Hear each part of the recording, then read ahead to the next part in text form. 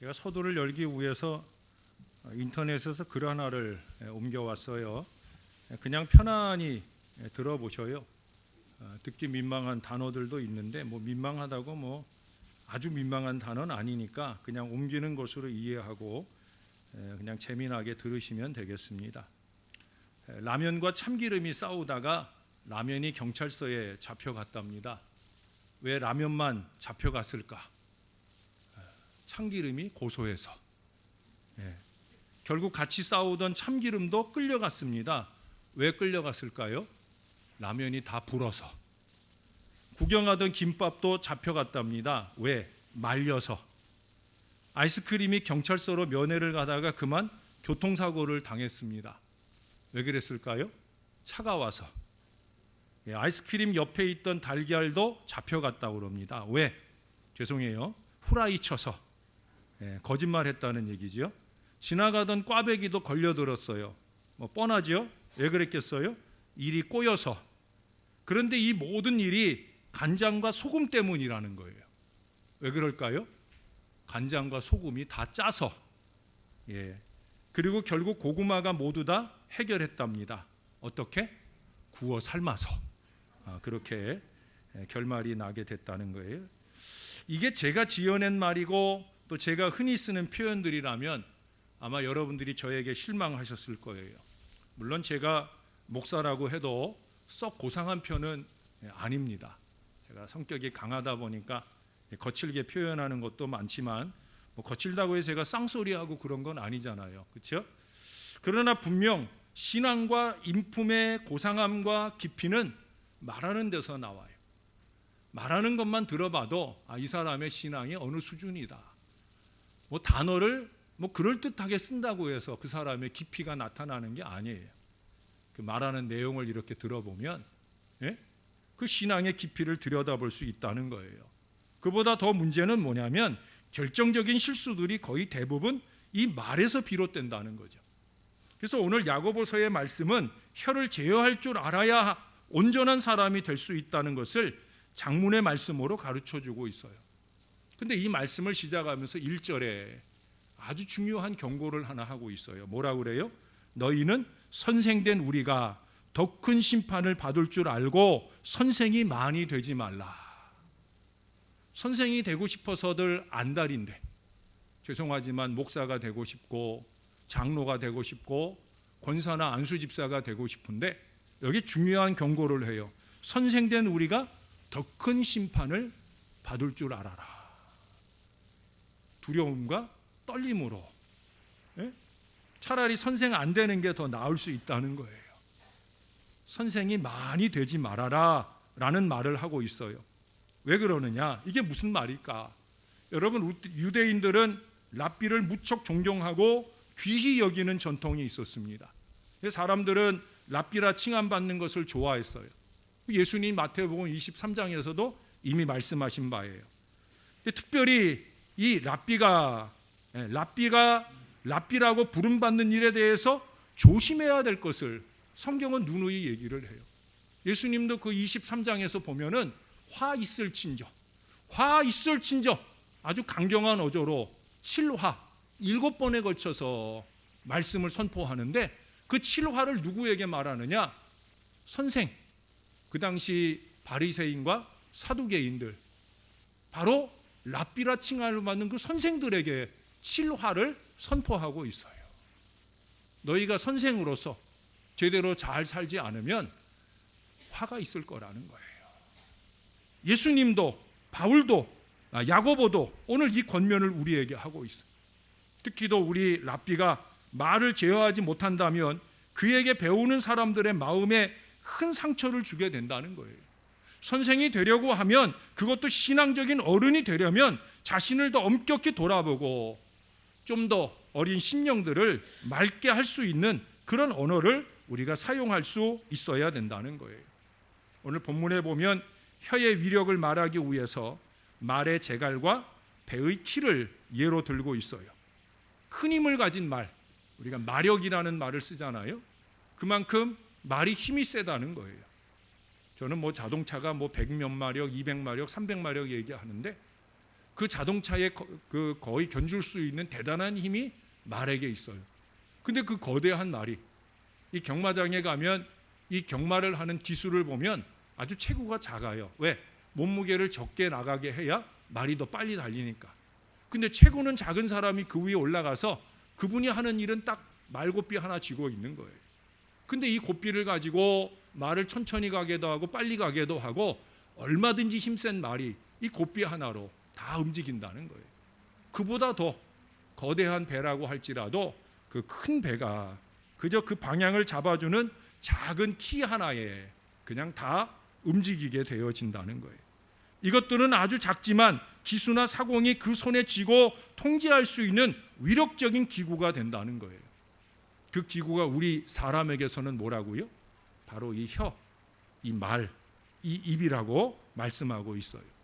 그래서 오늘은 두 가지 얘기를 좀 하려고 그래요. 하나는 이제 가정의 달 마지막 주일을 맞아서 사실은 제가 오늘 3월 달에 이 설교를 정리하면서 설교의 스케줄을 짜면서 고민을 많이 했어요. 이제 오늘은 성령 강림절이기도 하고 또 가정의 달의 마지막 주일이기도 하고 제 설교 계획은 이제 다음 주일에 성령 강림절 설교를 다음 주와 그 다음 주에 준비를 하고요. 이제 오늘은 가정의 달 마지막 주일 설교로 우리가 피차에 특별히 어린 아이들에게 또 더 나아가서 평상시에도 우리가 유익된 말과 쓰지 말아야 할 무익된 말들은 어떤 것들이 있을까 한번 나눠보는 시간을 가지려고 합니다. 첫 번째, 아이들에게 적극적으로 사용해야 할 유익된 말, 어린 심령에게 유익을 주는 언어들을 몇 가지 꼽아보았습니다. 그러나 그 폭을 더 넓혀서 우리 그리스도인들이 생활 속에서 함께 나눌 만한 사랑의 말을 함께 생각하면서 좀 더 상대방을 고려하면서 적용했으면 좋겠다 하는 생각을 해봅니다. 제일 첫째 꼽을 수 있는 말은 사랑한다 하는 말이에요. 사랑한다, 사랑합니다. 뭐 최고의 언어죠. 너무 좋은 말입니다. 사랑한다 하는 말을 듣고 자란 아이와 그 말을 많이 듣지 못하고 자란 아이의 미래는 분명히 다를 거예요. 근데 우리나라 사람들은 이 사랑한다는 말에 대단히 인색하다는 거예요. 서구 사람들은 사랑한다는 말을 너무 거침없이 쓰는데 반해서 동양권에 속한 우리는 일찍부터 이 사랑은 마음속에 두는 것이다. 안 그런 척해야 아름다운 것이다. 이 속성에 젖어 있느라고 이 말을 잘 쓰기를 어려워하고 있다는 거예요. 그래서 가족에게는 물론이고 우리 주님을 향한 사랑의 고백에 있어서도 인색한 경우가 많이 있다는 거예요. 근데 여러분 성경을 읽어보면 어떻습니까? 하나님은 끊임없이 우리에게 사랑한다 말씀하시잖아요. 그래서 당신의 독생하신 아들 예수님도 우리 위해 주셨다고, 이 아들 예수를 준 것이 내 사랑의 가장 큰 표현이라고 주님이 그렇게 말씀해 주시잖아요. 그러나 그에 비하면 우리는 우리 하나님께 너무 인색하다는 거예요. 여러분, 우리도 우리 하나님께 사랑을 고백해야 됩니다. 특별히 찬양, 예배 속 찬양을 통해서 우리가 우리 하나님 앞에 찬양, 사랑을 고백해야 된다는 거예요. 우리의 기도 속에서 자꾸 하나님 앞에 이거 달라 저거 달라 이 소원하는 기도만 말하지 말고, 하나님 이래서 감사하고 저래서 감사하고 그래서 내가 아버지를 사랑합니다 라는 이 고백을 좀 많이 드릴 수 있어야 된다는 거예요. 교회들 가운데 보면 예배 중에 목사님이 사랑을 고백하게 하는 경우가 있잖아요. 저도 가끔 하게 하잖아요. 아니, 우리는 매 주일마다 예배 말미에 사랑한다는 표현을 찬양을 통해 축복하는 표현으로 이어갑니다. 성경에서 말씀하고 있는 이 문안의 입맞춤, 서구교회는 이미 오래전부터 이 예배 속에서 사랑의 입맞춤, 평화의 입맞춤을 인사로서 많이 사용해 왔어요. 문화적 차이 때문에 우리는 그렇게 할 수는 없죠. 혹시 교우들 가운데 입맞춤으로 인사해 보신 적 없죠? 서양 사람들은 교우가 아니더라도 만나면 서로 볼뽀뽀를 하더라도 입맞춤을 하면서 사랑을 표현해요. 우리는 그러기 어려워요. 더군다나 요즘 코로나19 시대이기 때문에 우리가 가까이 접촉도 하지 말라고 목사가 얘기를 하는데 쉬운 인사는 아닙니다. 그러나 그러함에도 불구하고 우리는 입술로라도 사랑을 고백할 수 있어야 된다는 거예요. 자라나는 우리 어린 세대들에게는 예수님의 마음으로 사랑한다는 말을 끊임없이 가르치고 적극적으로 사용할 수 있어야 됩니다. 우리 주님께서 그러셨잖아요. 내가 너희를 사랑한 것 같이 너희도 서로 사랑하라. 그래야 세상 사람들이 우리가 주님의 제자인 걸 안다는 거예요. 우리가 주님의 제자된 표시는 뭐냐? 사랑하는 거예요. 온몸과 마음으로 사랑하는 그 사랑을 한마디 입술로라도 고백할 수 있어야 된다는 거예요. 우리 그런 의미에서 다른 말은 우리가 다 해보지 않더라도 이 말은 한번 해봐야 될 것 같아요. 우리 곁에 있는 분들한테, 멀리 있는 분들한테 사랑합니다. 어때 상대방의 눈빛을 보니까 사랑하는 것 같아요? 예? 예, 사랑합니다. 저도 여러분을 사랑합니다. 제 사랑을 아십니까? 예, 노수혜 권사님은 아신다고 아주 크게 꾹뻑하셨어요. 오늘 오래간만에 와서 저를 보니까 너무 좋으신가 봐요. 예, 제가 지난주 중에 부교육자들이 이렇게 교인들을 안 오신 분들 연락도 하고 하는데 노수혜 권사님 이번 주일날 오신다고 그래갖고 제가 많이 기다렸어요. 예, 사랑합니다 권사님. 감사합니다. 자, 두 번째 할 말은 뭐냐? 잘 될 거예요. 잘 될 거야 라고 말해주는 거예요. 역경에 처해 힘들 때 힘내시라고 잘 될 거라고 하는 말이 큰 위로가 됩니다. 코로나19의 이 시대에는 더욱더 이 말을 놓치지 말아야 돼요. 잠시 멈춘 자녀에게 자꾸 닥달하지 말고, 우리 딸내미가 공부를 열심히 해요. 지금도 직장 생활하는 중인데도 저녁 때 돌아오면 공부를 열심히 해요. 왜? 자기의 다음 꿈을 위해서. 우리 식구들, 우리 아내나 제가 자주 하는 얘기가 뭐냐면 공부 좀 그만해. 야, 공부 좀 그만하고 나와서 쉬어. 얼굴도 보고 싶고 하니까. 우리 딸이 이상하다는 거예요. 엄마 아빠는 이상해. 남의 집 엄마 아빠는 자꾸 공부하라고 그런다는데 우리 엄마 아빠는 공부하지 말래 라고 얘기를 해요. 예. 공부하지 말고 좀 쉬어라 하지만 부모의 마음은 뭐예요? 잘 될 거야. 너 잘 될 거야. 무슨 얘기예요? 꿈을 잃지 말라는 거죠. 꼭 붙들고 더 노력하라는 거예요. 주님을 사랑하는 아이가 넌 정말 잘 될 거야 하는 격려를 들으면 다니엘과 같은 꿈을 가지고 성장하는 미래를 열게 될 줄로 믿습니다. 이 말은 누구에게나 기쁨이 되고 새 힘을 주는 아름다운 말이에요. 잘 될 거예요. 잘 될 겁니다 라고 말해 주어야 된다는 거예요. 세 번째는 고맙습니다, 감사합니다 라는 표현이에요. 당연한 감사의 표현이죠. 근데 이 짧은 말을 인색하게 사용하다 보니까 서로 마음이 서운해지는 경우가 많다는 거예요. 어린아이 때부터 이 말을 좀 가르치고 진정으로 감사하는 태도를 갖게 해야 합니다. 네. 무엇을 받을 때마다 감사합니다. 받지 않았더라도 그 말이 자꾸 쓰여져야 되는 거예요. 중요한 건 이 고맙다는 인사를 듣고도 반응이 없다는 거예요. 반응이. 영어에는 땡큐 그러면 뭐라 그래요? 아, 모르는구나. 땡큐 그러면 뭐라 그래요? You are welcome 그러잖아요. It's my pleasure. 그건 내 기쁨이에요. 내가 기쁨으로 했어요. 이 표현들을 쓴단 말이죠. 근데 우리나라는 그것에 대응하는 표현, 고맙습니다라는 말에 대응할 표현들이 좀 부족하다는 거예요. 제 생각에는 안 부족하거든요. 천만에요. 아유, 뭐려. 오히려 제가 하면서 더 기뻤어요. 즐거웠어요. 예? 수고하셨습니다. 이 좋은 말들을 나눌 수 있어야 돼요. 감사합니다. 아, 수고하셨습니다. 천만에요. 기쁘게, 얼마든지 기쁘게 할 수 있어요. 또 불러주세요 라고 말할 수 있어야 된다는 거예요. 네 번째는 지금 그 모습이 좋아요. 제가 얼마 전에도 그런 얘기 했잖아요. 수십 년 그렇게 살아왔는데 자꾸 바꾸려고 하지 말라고. 좀 좋게 봐줘 보라고. 그렇게 좋게, 그 모습 좋아요. 물론 잘못하고 그릇 가는 것까지 좋다고 말할 수는 없는 일이에요. 그런데 웬만하면 좋다고 말해줄 수 있어야 된다는 거예요. 넌 잘하고 있는 거야. 지금 그 모습이 참 좋아 라고 우리 아이들에게 격려와 인정을 좀 줄 수 있어야 된다는 거예요. 그래야 우리 아이들의 꿈이 점점 커질 수 있다는 거예요. 어른들도 마찬가지예요. 가장 사랑하는 사람에게 우리는 어떻게 말할까? 지금 그 모습을 영원히 간직하고 싶어요. 당신 오늘 괜찮아요? 라고 말할 수 있어야 된다는 거예요. 마지막 5번째입니다. 참 멋져요. 참 멋지다. 참 예쁘다.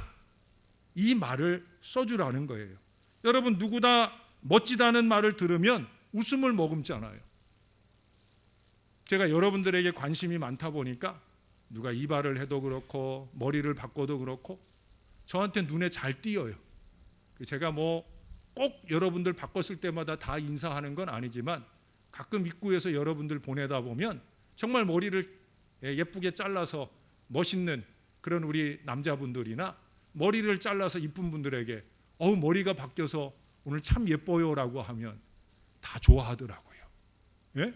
제가 예뻐졌다고 머리 예뻐졌다 하는데 헤! 하고 가는 사람 한 사람도 못 봤어요. 예. 누구나 다 멋지다, 이쁘다 다 좋아하는 거예요. 그래서 어떤 사람은 이 말이 인간관계를 부드럽게 하는 마법 같은 한마디다라는 얘기를 했어요. 이 놀라운 말을 우리 아이들에게 좀 사용하고 가르쳐 주어야 됩니다. 야, 오늘 너 참 예쁘다. 야, 너 머리 묶으니까 더 예쁘다 라고 말해줄 수 있어야 된다는 거예요. 제가 오늘 최진숙 집사님이 머리 딱 묶고 왔는데 훨씬 더 예뻐 보이더라고요. 제가 그 말을 못하고 기도만 해주고 보내가지고 좀 아쉬웠는데 모든 사람들이 있는 가운데서 제가 이 시간 얘기해 드립니다. 오늘 머리 묶고 오셔서 더 예뻐 보여요. 여러분, 다른 가족들이나 이웃들에게도 좀 많이 사용하셔요. 저한테도 좀 써줘 보세요. 이 시간에 내가 한번 듣고 싶어요. 자, 목사님 멋져요. 마스크 썼다고 안 말해도 괜찮을 거라 생각하고, 또 어떤 사람은 속으로 목사야 후지다 라고 말할 분들도 있겠는데, 여러분 한번 해줘 보세요. 돈 드는 것도 아닌데. 내가 그래서 권사님이 보고 싶었었다니까. 그래요. 내가 다 한번 다시 시키려고 그랬는데 권사님이 해주신 것만으로 충분합니다. 제가 날아가고 싶은데 고맙습니다.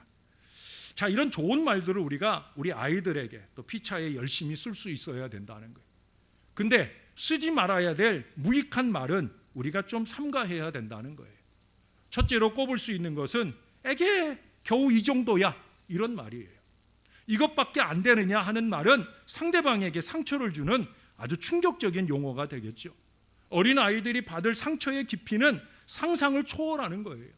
우리는 상대에 대한 기대치가 높기 때문에 이렇게 말할 수밖에 없다고 변명할 수 있지만 대단히 위험한 말인 것을 잊지 말아야 됩니다. 에게 겨우 이 정도야 라고 말하지 마셔요. 특별히 열심히 일하고 들어오는 남편에게 꼭 그렇게 말하지 마셔요. 제가 아까 일부 예배 때는 그 멋지다 얘기할 때 집에 가서 방문 열고 들어갈 때 오늘 남편에게 꼭 이 말을 하라고 내가 얘기했었는데 잊어버렸네.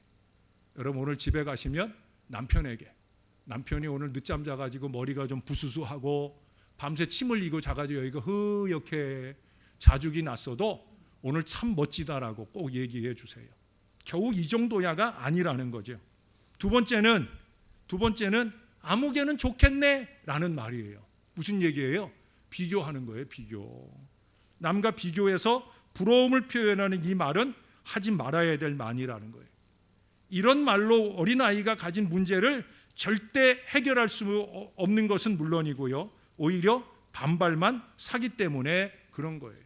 그것은 부부간에도 그렇고 교우간에도 마찬가지입니다. 내 아이가 최고다, 내 남편이, 내 아내가 최고다, 그 마음과 고백으로 살 수 있어야 된다는 거예요. 세 번째는 그래봐야 소용없어 라는 말이에요.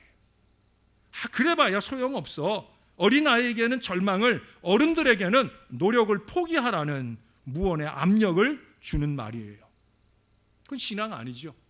지금이라도 해야 한다는 것, 할 수 있다, 하면 된다 하는 것이 우리 그리스도인의 정신인 거예요. 그렇잖아요. 되나 봐라, 하나 봐라, 내나 봐라, 다른 사람들의 의욕까지 꺾어놓는 이런 말들은 무익하고 불신앙적인 거예요. 여러분 죄송하지만 특별히 전도에 있어서 그렇게 말하는 건 마귀적인 거예요. 오늘도 그런 말씀 하잖아요. 예? 거기 6절에 보세요. 혀는 곧 불이요 불의의 세계라. 혀는 우리 지체 중에서 온 몸을 더럽히고 삶의 수레바퀴를 불사르나니 그 사르는 것이 지옥불에서 나느니라. 수레바퀴를 불사른다는 거예요. 힘있게 달려가야 되는데 불살라서 멈추게 한다는 거예요. 여러분 지난 2달간 앞으로도 우리는 신용이나 하고 있는 게 아니에요.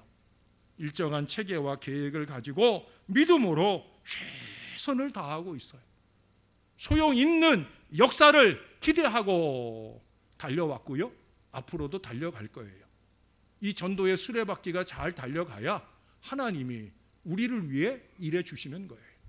교회에는 부흥을 주시고 이 일에 동역한 모든 주의 자녀들에게는 하나님의 눈부신 축복을 더하게 하실 줄로 믿습니다. 절대로 그래봐야 소용없다. 이 말 하지 마세요. 한 방울의 땀을, 한 방울의 눈물을 하나님이 다 보고 계시는 줄로 저는 분명히 믿는 목사예요. 여러분들도 믿으시기를 바랍니다. 네 번째 하지 말아야 될 말은 마음대로 하세요 라는 말이에요. 무슨 얘기예요? 나는 책임 없다 하는 말이에요. 아이들은 이 말을 듣는 순간 그 사람과 먼 거리감을 느끼게 될 거예요. 아이들만 아니에요. 누구든지 이 말을 듣고 나면 진정으로 마음을 나눌 수 있는 관계가 아니라는 생각을 합니다. 이 사람과는 함께 일하면 안 되겠구나. 경계하고 그러고 일하게 될 거예요. 그렇게 일하는 미래가 어찌 좋은 미래가 열리겠어요. 함께 마음을 나누어야 해요. 함께 마음을 교통하면서 동역할 수 있어야 그게 신앙적으로 동역하는 것이 되어지는 거예요.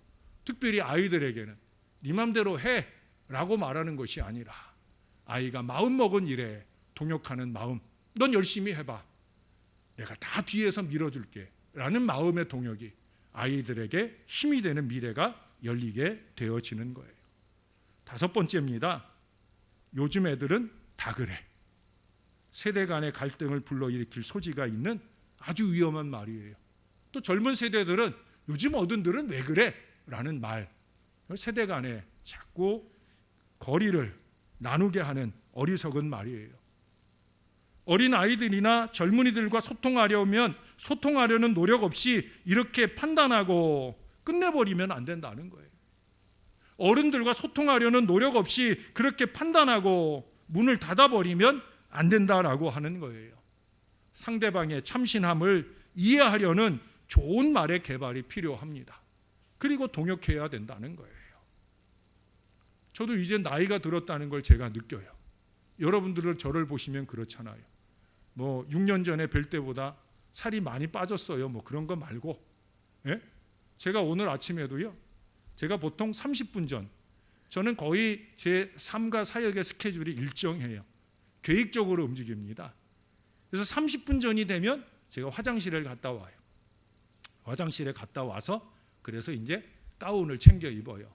화장실 갔다가 손도 닦고 준비된 마음으로 가운을 챙겨 입고 그러고 이제 제 책상에 앉아서 설교를 한 번 더 마무리 읽어갑니다. 근데 제가 오늘은요, 화장실 갔다 와가지고 그냥 다시 제자리에 와가지고 앉아 있더라고요. 한 10분쯤 지난 다음에 보니까 가운을 안 입고 있는 거예요. 제가 가운 입으러 가면서 늙었네, 늙었어. 혼자 그러고 가가지고 가운을 챙겨 입고 준비를 했어요. 저도 이제 나이 든 태가 나는 것 같아요. 죄송해요, 우리 어르신들께는. 예. 근데 이제 저도 내일 모레면 60이잖아요. 그러니까 그 태가 나는 거예요. 그러니 우리 아이들이 볼 때, 저랑 한 세대 차이 나는 그 아이들이 볼 때 얼마나 거리감이 느껴지겠어요. 그럴 수밖에 없는 거예요. 그러나 그렇다고 아이들에게 무시당하고 싶은 아버지는 아니잖아요. 그렇잖아요. 또 그렇다고 해서 우리보다 어린 세대를 참으로 이해할 수 없고 상관하기 싫은 그런 세대로 보아서도 안 된다라는 얘기예요. 결국 유익한 말과 무익한 말을 우리가 나눠서 잘 해야 되는데 안타깝게 우리의 입이 이 두 가지를 같이 쏟아낸다는 거예요. 그래서 오늘 야고보 사도는 9절 이하에 이런 말을 합니다. 이것으로 우리가 주 아버지를 찬송하고 또 이것으로 하나님의 형상대로 지음을 받은 사람을 저주하나니. 이것이 뭐예요? 입이에요, 입. 그 다음 얘기하잖아요. 한 입에서 찬송과 저주가 나오는도다. 내 형제들아, 이것이 마땅하지 아니하니라. 샘이 한 구멍으로 단물과 쓴물을 낼 수 없듯이 한 입과 하나의 혀로 찬송과 저주를 같이 할 수 없다는 거예요. 어찌 하나님을 찬송하던 그 혀로 형제를 저주할 수 있을까? 그런 얘기입니다. 유익한 말과 무익한 말을 가리지 않고 함께 거침없이 쏟아내는 것은 마치 한 샘이 두 가지 물을 내는 일과 같다는 얘기입니다. 그런 샘이 있을 수 없는 것처럼 하나님의 자녀 가운데 그런 사람도 존재할 수 없다는 거예요. 세상 사람이면 가능해요. 왜? 세상 사람들은 찬송하는 일을 안 하니까. 그럼 우리에게는 불가능하다는 얘기예요. 왜? 우리는 찬송하는 사람들이니까. 혹시 그런 분 있어요? 목사님, 전 그래서 찬송 잘 안 해요. 없잖아요. 있어요? 목사님, 그래서 저는 찬송 잘 안 해요. 그런 사람 없잖아요. 우린 열심히 찬송합니다. 찬송을 통해 하나님께 감사와 사랑을 고백합니다. 이 입술이에요. 이 입술로 우리는 사랑을 말할 수 있어야 된다는 거예요. 여러분, 한 입으로 두 말을 한 사도가 있죠. 내가 주와 함께 죽을지언정 결코 주를 부인하지 않겠나이다. 베드로가 그 고백을 했어요. 마태복음 26장 35절의 말씀이에요. 근데 그 뒤로 가서 똑같은 장의 74절에 보면 베드로가 이런 말을 해요. 그가 저주하며 맹세하여 이르되 나는 그 사람을 알지 못하노라. 멀리 가지도 않아요. 바로 그날 이루어진 일이에요. 하나는 저녁 해질 무렵이고 하나는 해가 떨어진 다음에 결코 부인하지 않겠다는 그 입술을 가지고 금세 주를 부인해요. 저도 가끔 대화를 하다 보면 한 자리에서 이런 모습을 봅니다. 한 자리에서 전혀 반대되는 말들을 쏟아놓는 사람들을 본다는 거예요. 조금 전에 한 말은 잊어버리고 전혀 반대되는 언어들을 쏟아놓는다는 거예요. 여러분, 이 사람 베드로는 그 허물로 인해 심히 통곡하고 회개를 거듭했잖아요. 그런 베드로가 한결같은 말과 행동으로 일관하게 되는 전환점이 뭡니까? 그건 바로 마가의 다락방에 성령이 임할 때였어요. 그가 성령의 충만함을 받을 때 그 입술은 더 이상 예수님 부인하는 입술이 아니라 3,000명과 5,000명을 회개시키는 능력의 입술이 돼요. 자기를 해하려는 사람들 앞에서 내가 보고 들은 것을 말하지 아니할 수 없도다라고 하는 강력한 증인으로서의 고백으로 그의 삶을 일관해 살아갑니다. 결국 그는 그래서 십자가에 거꾸로 못 박혀 죽는 위대한 마지막을 경험하게 되잖아요. 성령 충만해야 돼요. 왜 우리가 자꾸 하지 말아야 될 언어들을 우리의 입에 담아내느냐? 다른 거 없어요. 성령 충만하지 않아서. 너무나 인간적이고 세속적이라. 그래서 우리의 입술이 쏟아놓지 말아야 될 말들을 한다는 거예요. 여러분, 한평생 은혜로운 시를 쓰고 아름다운 언어를 구사했던 다윗 왕도 이 무익한 말로 인한 자신의 실수를 깊이 깨닫고 탄식을 합니다. 그래서 그는 시편 141편 3절에 이런 고백을 해요. 여호와여, 내 입에 파수꾼을 세우시고 내 입술의 문을 지켜주소서. 저도 자주 하는 기도예요. 내 입술에 파수꾼을 세워주세요. 하나님께서 우리의 입을 지켜주셔야만 악하고 무익한 말을 자제할 수 있다는 거예요. 하나님을 찬송하는 우리의 입으로 어린아이들에게 상처 주는 말을 해서는 절대 안 된다는 거예요. 어린 심령을 맑히는 언어가 무엇일까를 더 생각하고 조심스럽게 사용한다면 하나님께서는 그 노력을 칭찬해 주시고 우리를 좋은 선생으로 사용해 주신다는 거예요. 아이들을 향해서만 아닙니다. 사람들을 향해서도 마찬가지여야 돼요. 사람의 마음과 생각으로는 절대 불가능한 일입니다. 여러분들을 목양하는 이 목사도, 여러분들에게 늘 하나님의 말씀을 준비하며 전하는 이 목사도 시시로 때때로 어리석은 감정에 휘둘려 쏟아놓지 말아야 될 말을 쏟아놓을 때가 많이 있어요. 사람으로서는 불가능한 거예요. 그래서 오직 성령의 충만함을 받아야 되는 줄로 믿습니다. 성령 충만해야 돼요. 하나님이 기뻐하시는 아름다운 그 모든 것이 가능하도록 더욱더 성령으로 충만해지는 저와 여러분, 우리의 가정과 교회가 되어야 할 줄로 믿습니다. 그래야 우리는 돌직구 날리는 어리석은 인생이 아니라 아름다운 사랑의 언어를 교통하면서 행복한 가정과 교회와 세상을 만들어가는 하나님의 사람들이 될 줄로 믿습니다. 이 거룩한 성령의 증인들이 되시기를 우리의 구주 되시는 예수님의 이름으로 간절히 축원합니다. 하나님 고맙습니다. 오늘도 주님의 언어들을 배우고 갑니다. 우리의 입에서 쏟아지지 말아야 될 어리석은 세속의 말들이, 감정의 말들이 자꾸 쏟아집니다. 한심한 언어들이 쏟아집니다. 하나님 아버지, 우리 안에도 성령의 충만을 주시옵소서. 거짓과 술수로 사는 인생이 아니라 진실과 정의로 살 믿음의 인생이 되기를 원하오니 성령을 우리 안에 채워주시고 우리의 입술에 재갈을 먹여 주시옵소서. 주님이 거룩한 파수꾼으로 우리를 주장해 주시옵소서. 우리의 가정을 아름답게, 우리의 교회를 행복하게 만들어 주시옵소서. 우리의 구주가 되시는 예수님의 이름으로 기도합니다. 아멘.